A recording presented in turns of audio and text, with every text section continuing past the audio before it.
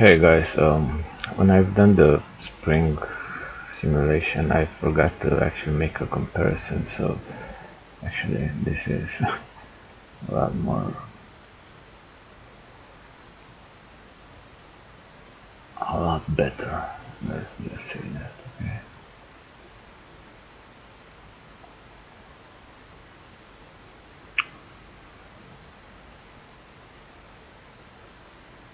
Okay, so,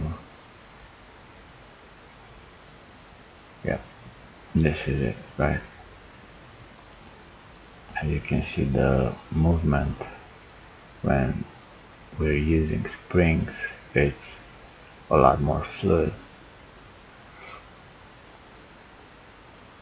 And it actually behave a bit differently, but that might be just algorithm playing, of course.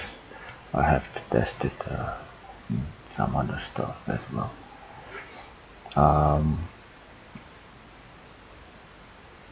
Okay, so, well, that's a bit for now. Actually, wait. I'm working on the ratchet system, so I came up with the design. I can say it's better in some ways, but I have to find something that it does not rely on gravity, because that's oh, sorry. Okay, let's go slower. Okay, so it starts, it does what it does, but actually this arm works a bit better, like they're just timing a bit better. Wait. Okay, so now this one was supposed to come in and take over, but um, it can't. It just keeps it. It's a very narrow space. Maybe if the space would be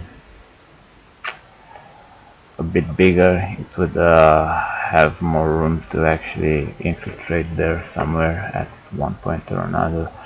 But just relying on gravity, I'm not sure if, at least not in this design, it will cut it.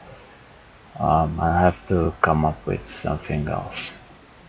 That's it for now. Bye.